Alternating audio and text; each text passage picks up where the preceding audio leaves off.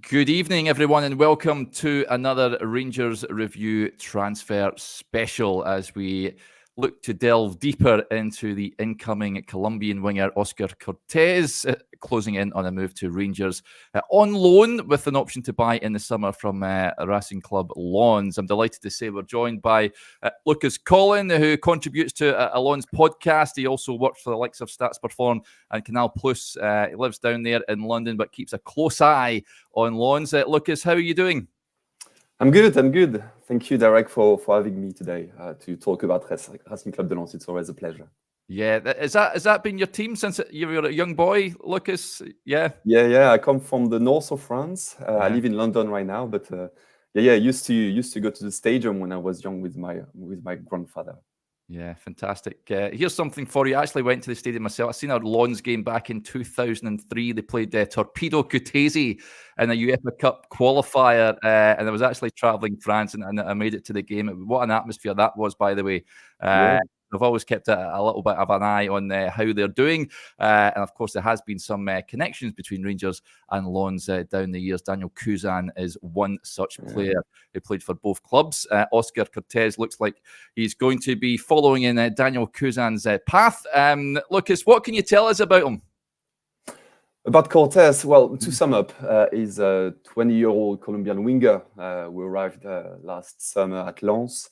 For 4 million euros. So I don't know in pounds how much is it, but 3.5 million, something like that. Yeah, something like that. So winger, very good technically speaking. Like this kind of youngster that can play on both sides actually as a winger. To be honest, like from my point of view, I'm quite sad to see him leaving if he leaves. Because I think that he arrived at Lens in a weird context, it was not a good timing for him, I think, to arrive because Lens was struggling actually during the start of the season in Ligue 1. So, and when you add the pressure of Champions League, when you're a young player arriving from different continent in Ligue 1, it was actually quite hard for him to adapt. It was difficult for him to have gameplay because, as I said, a lot of pressure, being second last year in Ligue 1. We didn't start well. One of the worst, actually, beginning of the season for Lens in his history. So it was hard for him to win minutes under Franck Hez. And the system was a bit different, but we'll be able to talk about it later. Yeah, interesting stuff. And so, I mean, did you know much about him when Lens bought him from Millonarios over there in Colombia? Were you aware of him? Was it a bit of a surprise to see him pitch up at Lens? Well, I'll be honest with you. No, from a personal point of view, I didn't know him. But you know that Millonarios is one of the club of Joseph Oughourlian, which is the president of Lens as well. So there were link between both clubs, of course. But even from Lens, when you hear about a young Colombian winger player that can play very good, actually, it was actually quite good at Millonarios. Good youngster, as we say, like a prospect. We were very excited, when he was joining Lens. Yeah. So he hasn't played much for you guys, but what position was he playing in? Where was he a winger over on the left or the right hand side? Yeah, he can play more or less everywhere. But Lens is playing with as we say in French, we say piston, but so it's like wing back or something like that. Yeah. So not winger. Which means you have to defend as well, etc. So it was not, I think, the good system for him to get in the team. I think it was actually the main struggle for him to get in. But when he played a bit, he was more just behind the number 9. And we could say actually he's a special player. You'll see great touch, a great skill. You can see he has something different from other players. And the thing is, he was young. We have a good academy as well. So he played a lot. I mean, he played a few games with Lens B, with our young team. And he was actually in a competition with Ayanda Sishuba, which is one of our big prospects at Lens. So I think that there was as well, like, this kind of, I wouldn't say rivalry, but when you have to choose between two players at the same age, same position, sometimes like it can happen that you choose the one that coming from the academy rather than the one that still to adapt, for example. Yeah. Well, did he have a good relationship with the supporters? I know he's not been there long, but did the fans quite maybe sad to see him go? Yes, I would say sad and surprised. We're all surprised because he played in December, for example. He scored as well, assist, one. I think he played like 40 minutes. I've checked just before the podcast. 1 goal, 1 assist. It was actually well known for being like humble. It's not the kind of player that will make trouble in the dressing room. He accepts his role in a way. Just trying to learn a lot of things. Again, coming from a different continent, a different country, of course, culture. You have to adapt. You have to. Obviously, we have Spanish-speaking players in Lens, Medina, Machado, for example, that could ease adaptation to Ligue 1, for example. But still, to have you change of life, you change of way of living as well. So no, I think he was, I would say good image from Lens fans, to be honest.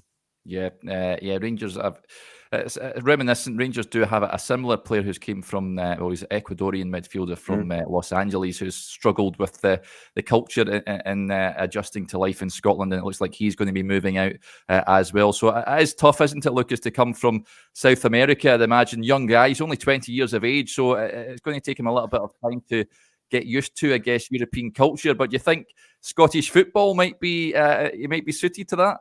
But Cortes, he's very brave, I'd say, because Millonarios wanted him to go back there rather than staying in Europe, and he chose actually to stay in Europe. He said no, I want to stay in Europe to continue my experience in just in Europe or another country that's the one he was actually knowing already. So no, I think he feels ready for that, I wouldn't surprise that.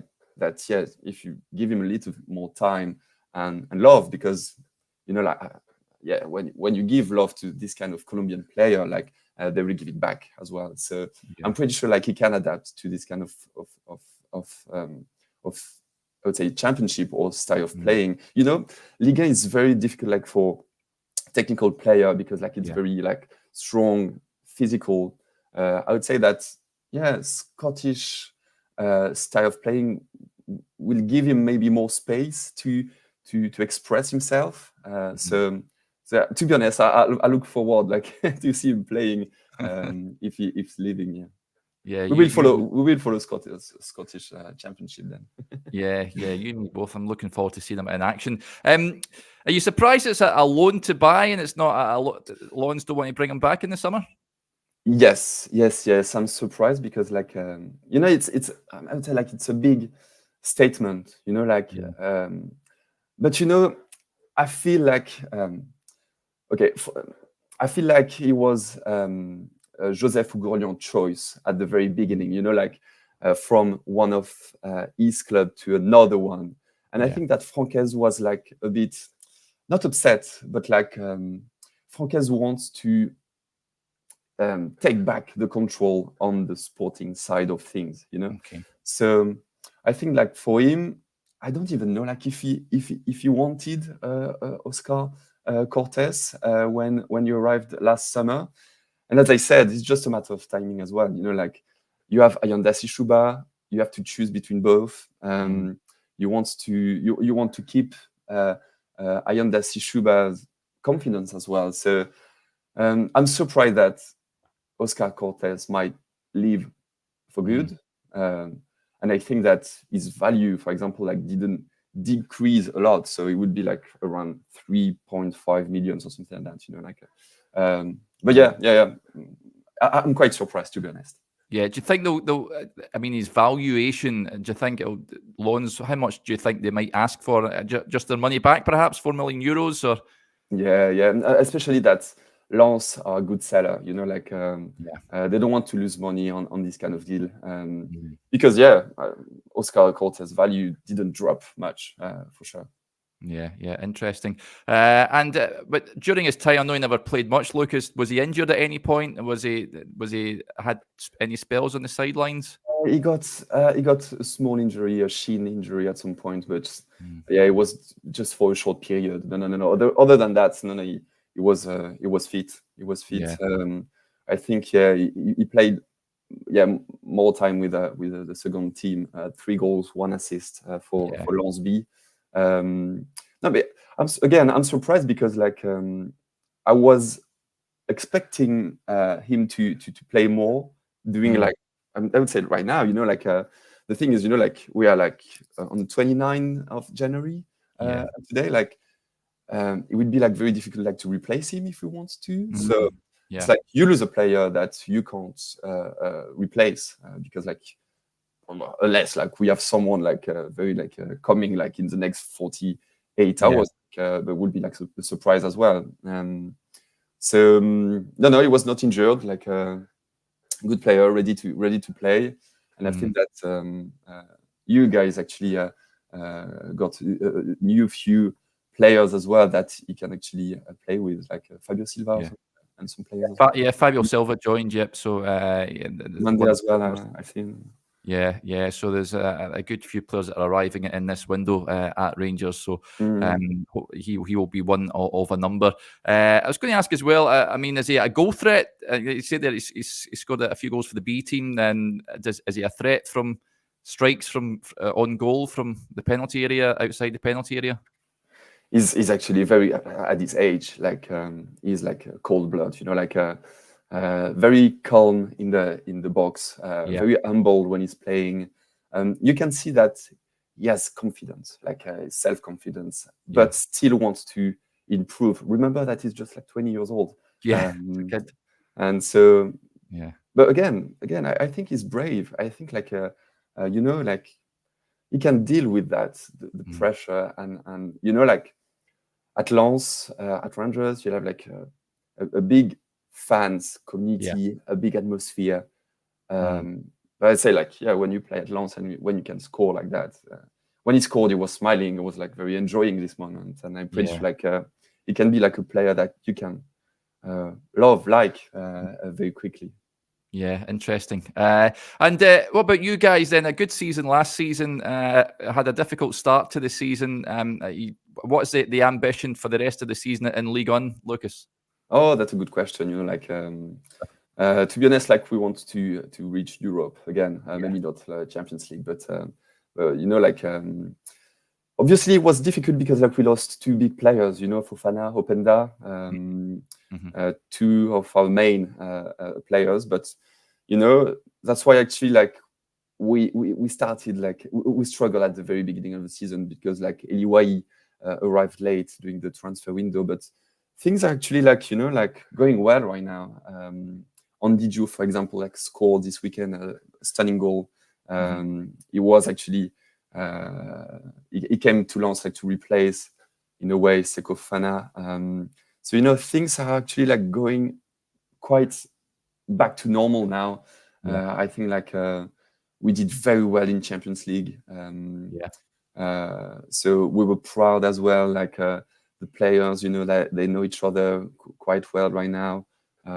So no, to be honest, we were afraid at the very beginning of the season, to be honest, because it's very difficult, to confirm this kind of season. yeah, Obviously, last year we were second, but the season of the confirmation is always difficult. Either you do very well, or either it can be a disaster. yeah, So it was a disaster at the very beginning of the season, but right now, we're going back on track, I would say. So it's very good.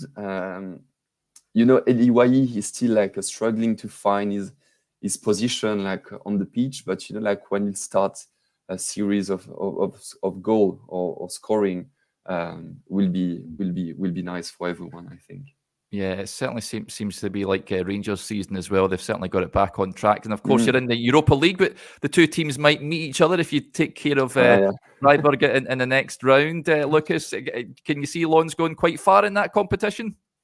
Oh, I hope so. I hope so. But like even like Fribourg, we don't really know what can happen. Like this kind of club. Like I mean, like they are good teams. Like but yeah. I want them to go far, obviously. Like because I'm a journalist, but I'm a fan first. So Yeah, absolutely. Who knows if they meet each other in the Europa League, perhaps at some point we'll get you back on. We'll get you back on the show. And in terms of atmosphere, would be like insane. Like this kind of club. Like we respect each other. Like for being good fans and good supporters. So. Oh yeah, they absolutely are.